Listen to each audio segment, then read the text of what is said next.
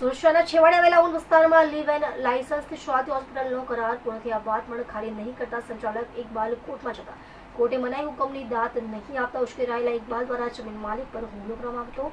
ઉન પાટિયા વિસ્તારમાં ચાચા સ્કૂલની બાજુમાં ચાલતી હોસ્પિટલના 11 મહિનાનું લીવ એન્ડ લાયસન્સ વર્ષ 2023માં પૂરું થયા બાદ જમીનના મૂળ માલિકે ખાલી કરવા નોટિસ મોકલી હતી, પરંતુ હોસ્પિટલના મુખ્ય સંચાલક ઇકબાલ બાબુસિંહ દ્વારા નોટિસનો કોઈ પણ પ્રકારનો જવાબ નહીં આપી હોસ્પિટલ કાર્યરત રાખી હતી. કબજેદાર ઇકબાલ બાબુસિંહે પોતાનો બદઇરાદો પાર પાડવા માટે કોર્ટના શરણે ગયો હતો. ત્યાં કોર્ટે પણ પોતાની માલિકીની જગ્યા ન હોય તેની અરજીનો મનાઈ હુકમ રદ કરવામાં આવી હતી.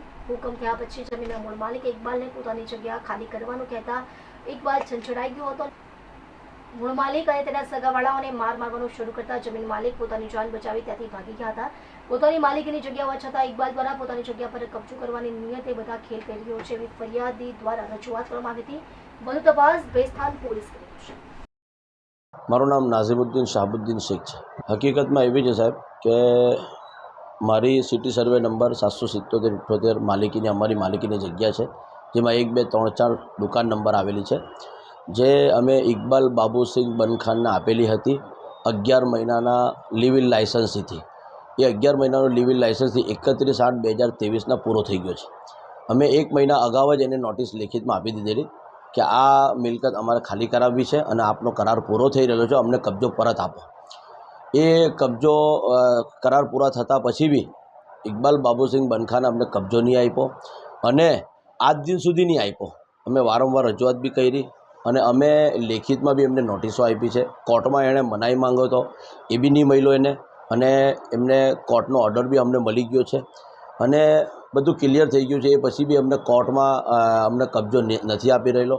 અને હવે જ્યારે કાલે જઈને અમારા પપ્પા અને ભાઈ એમને રજૂઆત કરી, એ પહેલાં બી 2-3 વખત રજૂઆત થઈ ચૂકી છે, ત્યારે આવું નહીં થયેલું. કાલા એકદમ ગયા, રજૂઆત કરી, એકદમ ઉશ્કેરાઈ ગયો અને બીજા એના 6-7 માણસો 8 માણસો ત્યાં બેસે જ છે. ઓલરેડી એ લોકો બેસી રહી છે. એ લોકો આ જે ઇકબાલ બાબુસિંહ બનખાન છે, એ આવા લોકોને, આવા તત્વોને બેસાડીને જ મૂકે છે ઓલરેડી બધી જગ્યા ઉપર.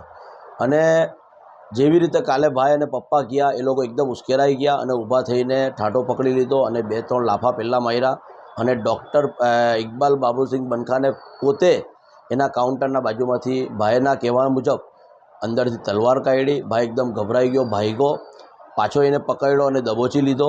આ બધું સાંભળી અમારા ફૈયાઝભાઈ છે, બાજુ અમારા કાકાના છોકરા છે, એ ત્યાં બાજુમાં જ રહે છે. પપ્પા બહાર ભાગી ગયા. એ જોઈને ભાગ્યો, દોડ્યો, એના ઉપર હુમલો થયો. એ ભાગીને દાદર ચડી ગયો ઉપર અને એના ઉપર ત્યાં જઈને હુમલો થયો. એ ત્યાં બેહોશ પડી ગયો. એને 2 કલાક પછી અમે નીચેથી ઉતાર્યો. અમને ખબર નહીં હતી કે ઉપર આ માણસને વાગી ગયો છે અને બહાર ભાગી ગયો ભાઈ. એમને બી ગુપત માર મારી અને આ બધું થયું છે. અને ડૉક્ટરે આ બધું જોઈને કે આ કેમેરામાં બધું રેકોર્ડ થઈ રહેલું છે, બાદમાં એને ધ્યાન આવ્યું.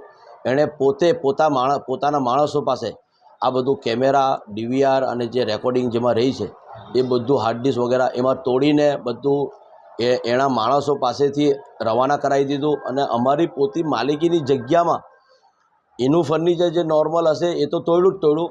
લાઇટ પંખા બી તોડી નાખ્યા અને અમારા ફર્નિચરમાં બી એણે નુકસાન કર્યું અને તોડીને સામે અમારા ઉપર એક્સેપો કરી રહેલો છે અને અમને ફસાવવા માગે છે. અમે એક નોર્મલ માણસો છે અને આ વસ્તુમાં માનતા નથી. અમે કોર્ટમાં ચાલે છે અને કોર્ટને માન્ય આપીએ છીએ. અમે આટલા ટાઈમથી અમે ચાલી જ રહેલા છે. આજ દિવસ સુધી અમે કોઈ જબરજસ્તી કબજો પડાવવા માંગ્યો નથી, જબરજસ્તી કબજો માંગ્યો નથી. રજૂઆતો કરી છે, લેખિતમાં, મૌખિકમાં બધી કરી છે, પણ એમણે આ બધું માણસોથી કરાવ્યું છે, જાતે રહીને કરાવ્યું છે અને જાતે ચાલીને આ બધું કરીને જાતે ચાલીને અમારા સામે પોતાની ગાડીમાં બેસીને ત્યાંથી એ ફરાર થયો છે.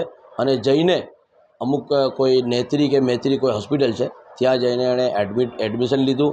અને અમને ખબર પડી વિડીયોના મારફતે કે આજે એ અમારા ઉપર આક્ષેપો કરી રહેલો છે કે આ લોકોએ અમને માર્યા છે.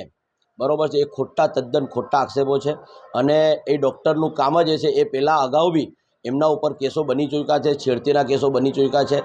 એ અગાઉ બી બીજા 2-3 કેસો બની ચૂક્યા છે. એટલે એમનું આ કામ જ છે. મતલબ છેડતી કરે છે કે બીજા બધું કેસો ઓલરેડી છે, તમે પાછળ જઈને જોઈ શકો છો પાછળના રેકોર્ડમાં. એટલે કહેવાનો મતલબ શું છે કે આ ખોટા આક્ષેપો કરી રહેલો છે, અમને ફસાવવા માંગે છે અમને ભેરવવા માંગે છે. અમારી માલિકીની જગ્યા છે, આજ સુધી અમે કોઈ ખોટું વસ્તુ કરી નથી. અમે કોર્ટને માનવા તૈયાર છે અને કોર્ટના ઓર્ડર પ્રમાણે અમે ચાલવા તૈયાર છે.